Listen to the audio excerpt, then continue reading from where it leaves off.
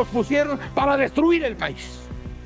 Y lo están destruyendo y ya lo viste tú. Y lo has consignado día tras día tras día.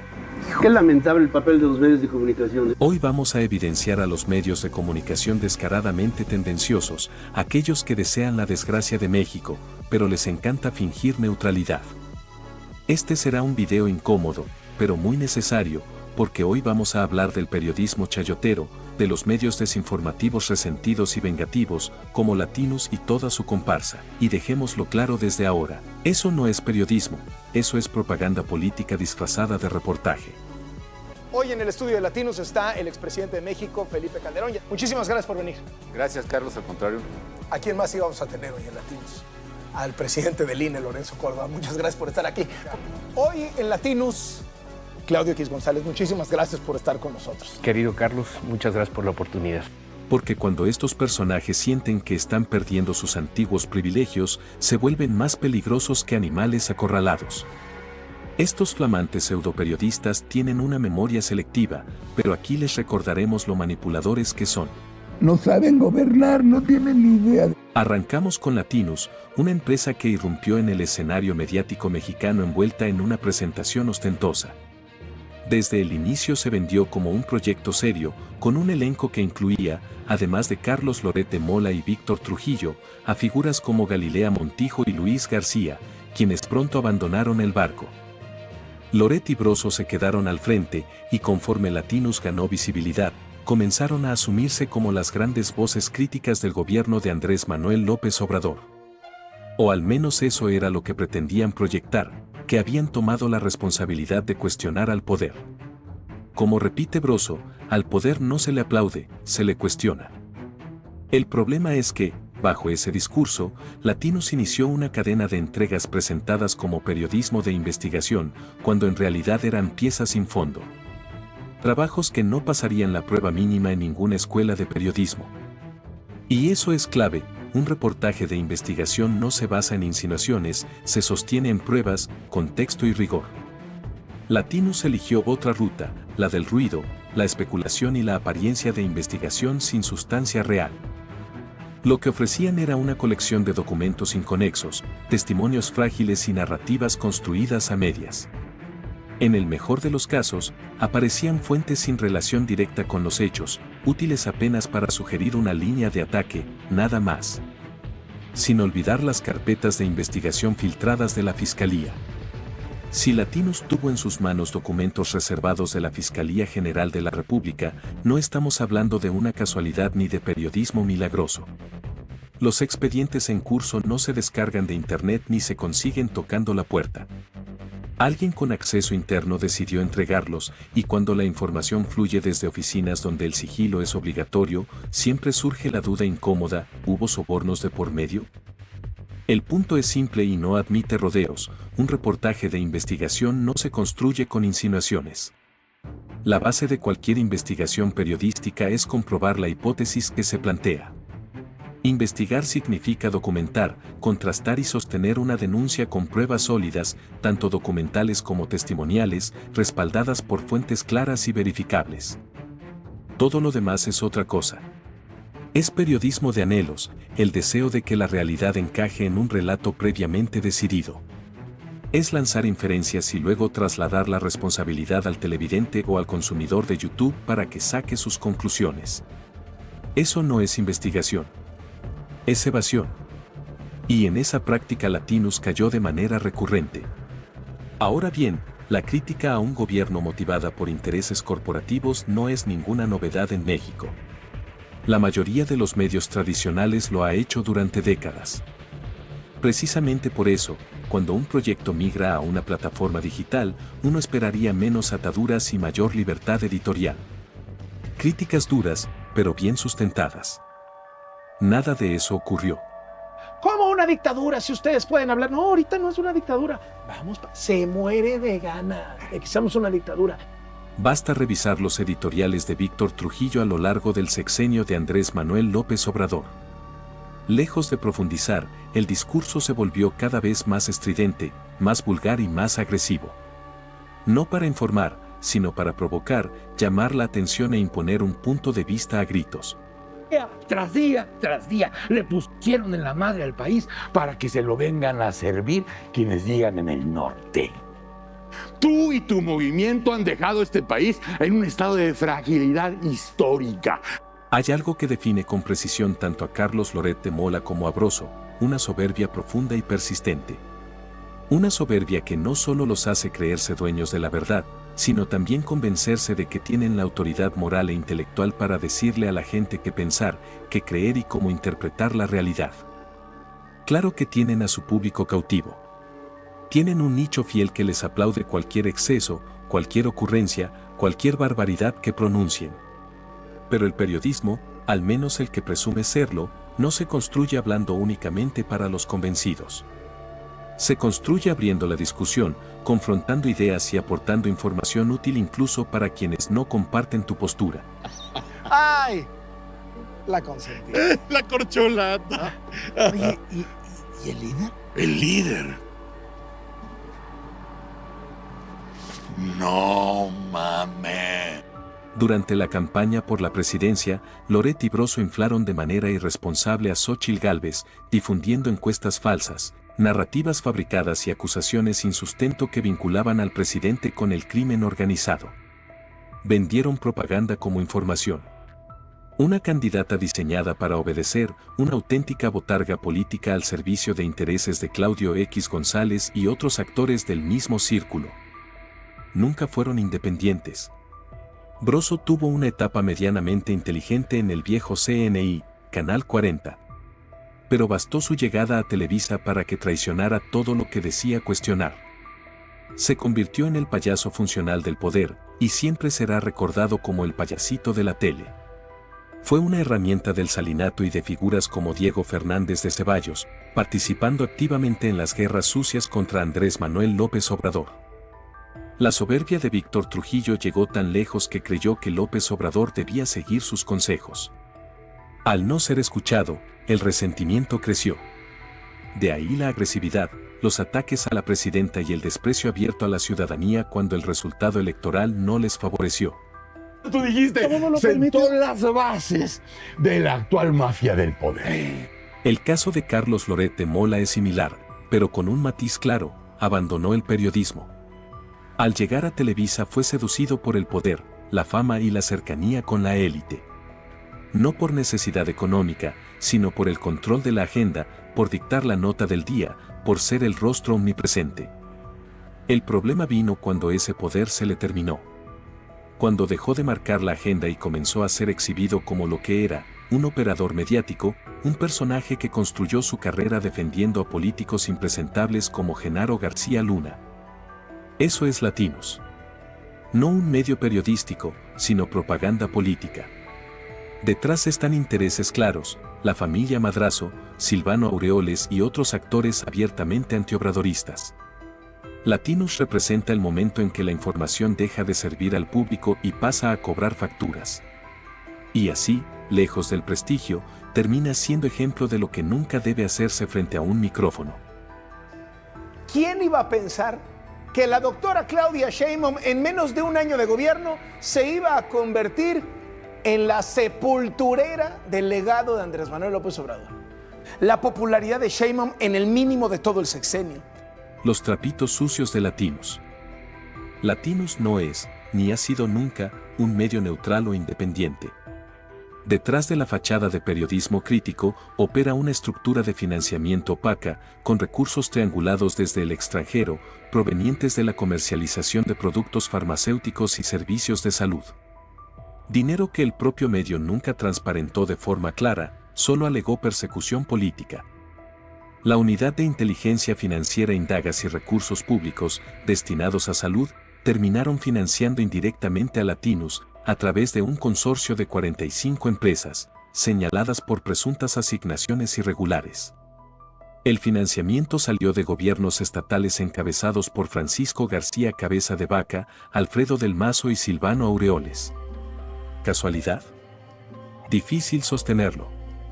En los hechos, Latinos funcionó como brazo mediático de una red de intereses que hizo negocio con la salud pública, inflando precios, intermediando contratos y contribuyendo a que México se colocara como uno de los países donde más se gasta en medicamentos.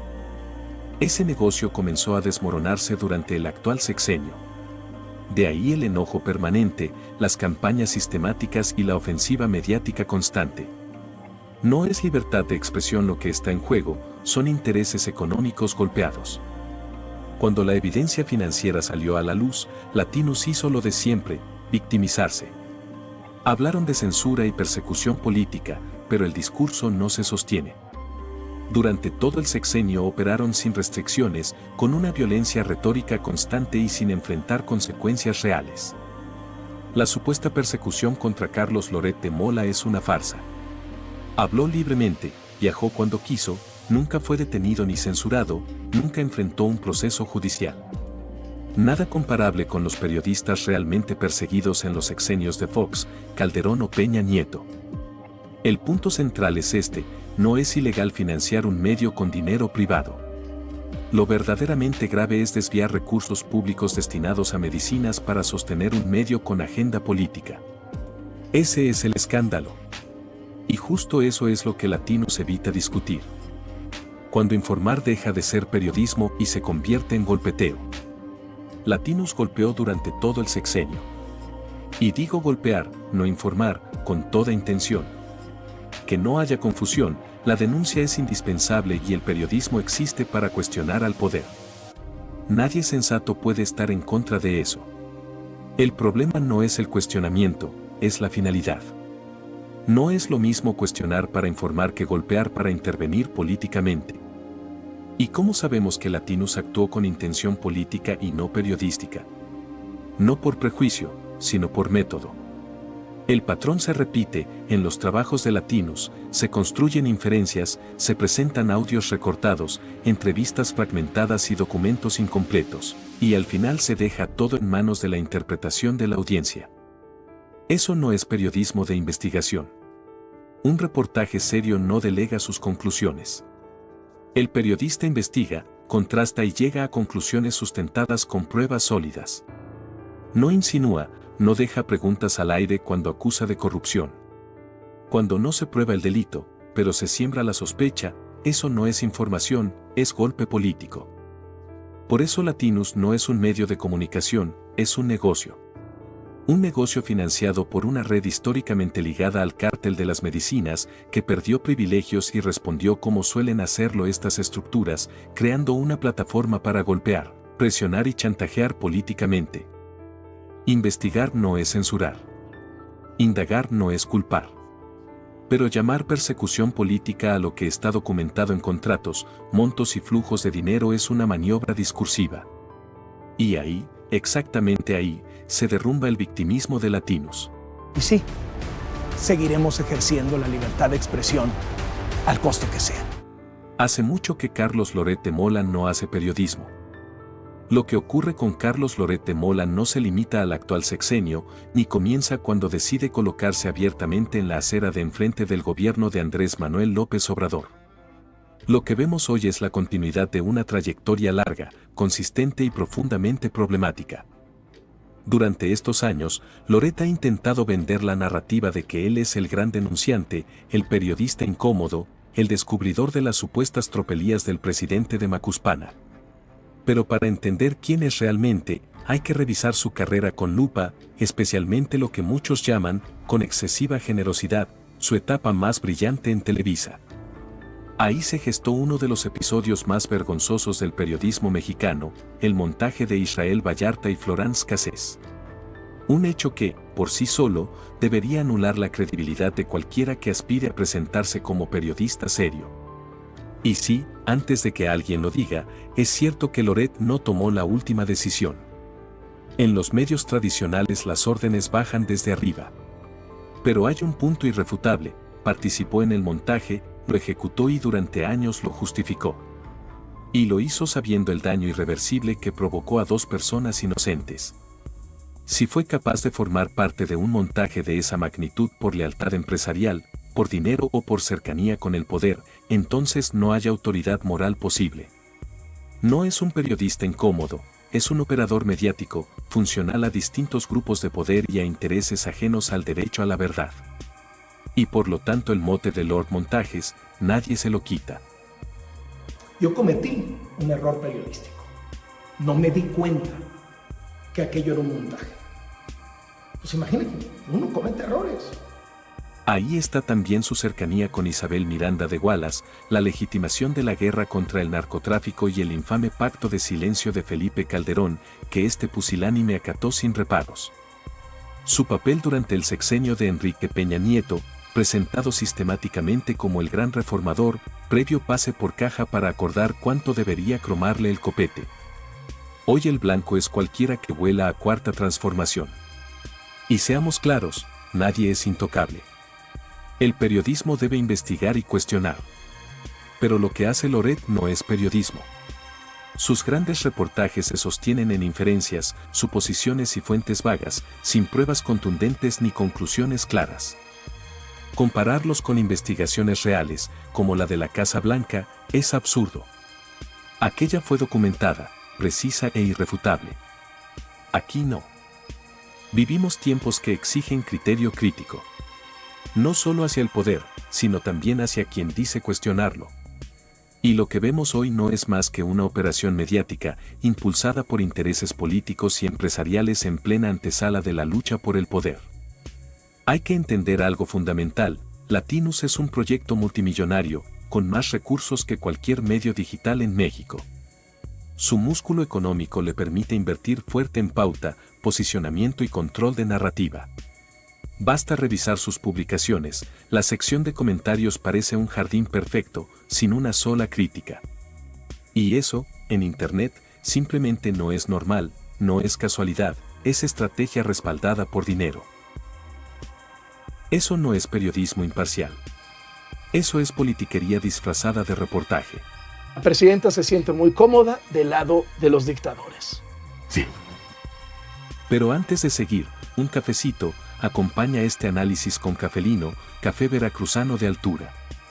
Y de paso, apoyas directamente al canal. Link en la descripción. Ya que andamos encarrilados, vamos a echar un vistazo a otros personajes igual de nocivos, pero desde otras plataformas. Damos paso al palero Pedro Ferriz-Hijar, solo existe políticamente por herencia, no por trayectoria. Su presencia pública se sostiene en el escándalo digital, no en el rigor. Confunde volumen con argumento y viralidad con verdad.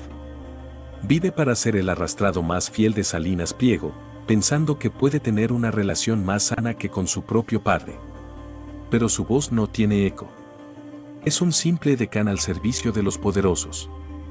La manzana no cae lejos del árbol, y aquí queda claro el patrón: imprudencia, abuso de sustancias, esteroides, un feo divorcio ocasionado por un amorío muy de caballeros. El cartel del bienestar, escúchenme lo que les estoy diciendo, hashtag el cartel del bienestar. Seguimos con Denise Dresser, se presenta como árbitra severa del poder, pero su talón de Aquiles es la exigencia selectiva. La lupa es implacable con el gobierno actual pero indulgente con los excesos del pasado. La crítica coincidió demasiado con el show, y la cercanía con Broso convirtió la tribuna académica en pasarela mediática. Nada ilegal, pero muy incómodo de ver. El problema no es la vida privada, es cuando la crítica presume independencia mientras coquetea con un payaso. Y como remate involuntario, su paso por la pista dejó claro que ni el ritmo ni la gracia se improvisan. Cuando la forma falla, el fondo también pierde aplomo.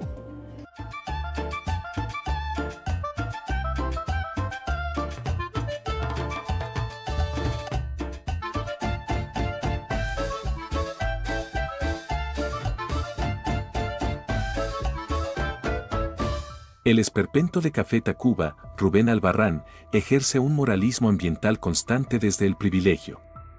Critica al gobierno sin contexto social, sin propuestas y sin asumir el peso político de su voz. Su punto débil es la irresponsabilidad discursiva, señala, pero no se hace cargo del impacto. Protesta sin consecuencias. que pretende un megaproyecto transísmico y que disfraza su violencia con un paseo dominical por un mal llamado Tren Maya para que a la familia se le olviden los gritos y los golpes. Y como teloneros, Molotov. Nació como una banda que incomodaba al poder, señalando corrupción, abuso y desigualdad del viejo régimen. Su música era un grito antisistema, no una pose. Hoy esa rebeldía se diluyó. El grupo pasó de cuestionar estructuras de poder a ser tus tías panistas adictas a la caspa del diablo. Todos estos infames no informan ni protestan, solo buscan proteger sus propios intereses y lo disfrazan de libertad de expresión. Un país bien chingón. Les recuerda cómo no está alineado a ningún partido político, ni estamos alineados a cualquier cuadro de transformación. Y no hay fecha que no se cumpla, ni elección que no se cuente, y cuando las urnas hablan, las narrativas se callan. El karma no avisa, solo llega, puntual y sin pedir permiso. Durante meses, el grupo encabezado por Carlos Alarraqui no ocultó su apoyo ciego por la candidata Xóchitl Gálvez. Programas dedicados a ella, mesas de análisis y editoriales insistían en la narrativa de una contienda cerrada, encuestas esperanzadoras, análisis optimistas, y la idea de una ola rosa capaz de revertir el rumbo político del país. El discurso era constante, crítica frontal al obradorismo y respaldo abierto a la oposición. Y una certeza absoluta de que el cambio ya estaba firmado. Ellos en su mundo creyeron que Claudia Sheinbaum estaba contra las cuerdas y que solo faltaba hacerlo oficial.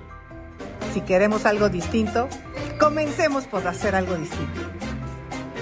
Pero llegó el día de la elección y conforme avanzaban los conteos rápidos y las tendencias oficiales comenzaron a marcar una diferencia amplia en su contra, el tono cambió. La seguridad dio paso a silencios incómodos, gestos tensos, entusiasmo que se evaporó más rápido que las promesas de Alito, todo junto con explicaciones apresuradas, buscando en su celular la respuesta.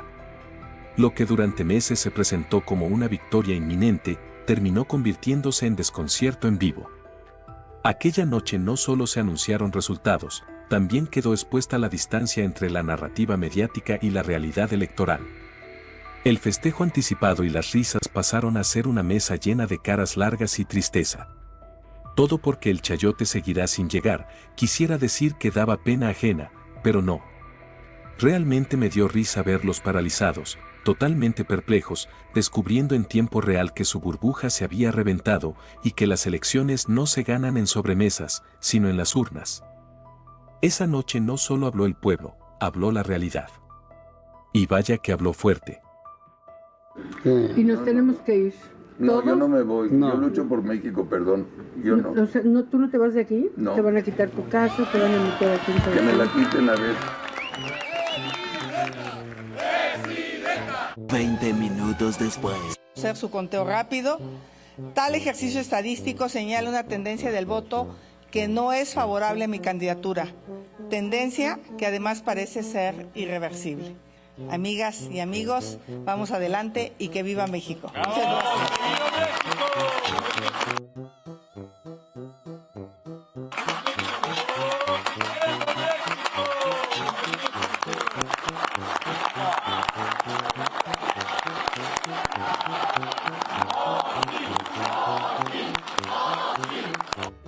Más que medios de comunicación, operan como cámaras de eco. Los mismos argumentos reciclados, los mismos insultos, las mismas exageraciones, una y otra vez. No buscan ayudar al país, buscan golpear políticamente y sobre todo, defender privilegios. Por eso no vale la pena detenerse demasiado en cada nombre, el mecanismo es idéntico y la narrativa es calcada. Repetición como método, estridencia como estrategia. Plataformas como estas funcionan como sus principales altavoces, espacios donde no se informa, se repite, no se debate, se amplifica el miedo, no se contrasta, se construye una oposición automática con un sesgo ideológico evidente. Hoy esas mismas voces se dicen víctimas. Víctimas de censura, de persecución, de un supuesto régimen autoritario. Pero aquí hay que ser claros, que un gobierno responda a una mentira o exhiba una agenda no es censura. No es dictadura. Es disputa pública. También hay que distinguir entre periodismo y comunicación. Los grandes medios no están diseñados para hacer periodismo, sino negocio. La verdad no es su prioridad, la publicidad y el poder sí. Eso quedó al descubierto cuando se les retiró el financiamiento multimillonario que recibían en sexenios pasados. Recordemos que estos camaleones solo cambian de nombre: Sociedad Civil México, Sí por México, Va por México, Unidos por México, Marea Rosa, Frente Amplio Democrático, todo es lo mismo, pero más fifí.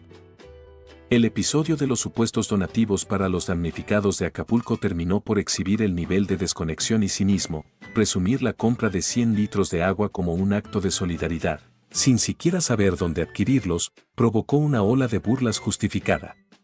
Y queremos comprar 100 litros de agua. Bien. Y dejarlos en la Cruz Roja. No sabemos dónde comprarla. Los 100 litros de agua. ¿No sabes dónde comprar 100 litros de agua? No. Yo te llevo terminado el programa. ¿Sí? No mames, pues donde sea. Y con esto cerramos este episodio de Los Peores Medios de Comunicación, la serie que incomoda a quienes viven del escándalo y del silencio comprado. Si hoy te quedaste con coraje, es porque los señores de Molotov siguen soñando con ese México de antes, porque según ellos, éramos un país bien chingón, mientras nosotros vamos descubriendo que siempre fueron unos fantoches. Nos vemos en el siguiente viaje de Profelino.